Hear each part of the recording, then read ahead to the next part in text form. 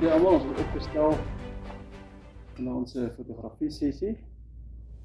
Dit is maar herinner ek die laatste paar dae so ons het nie regtig baie kans gehad nie, so ons hoop ons moet vanaand 'n paar ure kry vir ons trek of ons gaan inhaal.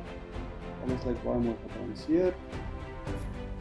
So jy weet ek is Boeing 503 teenoor 2 ED vrachtwagen. Dat is goed. Met 'n foute lengte van 47 mm.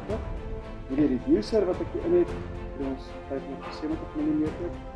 Dan het ek my draai kamera, waarmee ek die sterre trek om seker te maak die naam is korrek is van IDX. Ek ons IDX naam bly mooi op die ster gefokus. En dan het ek hierso my SIR Astro Computer wat alles beheer. En hierso het ek die foto beheer. Dit is 'n Proxy sensor. Die DWO, die ASI 2600MC wat my hoofkamera is.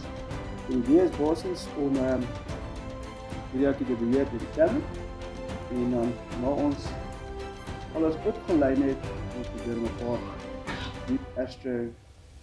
Deep Sky objects af te neem vanaand. Die vark is lekker hier om my. Dit moet ek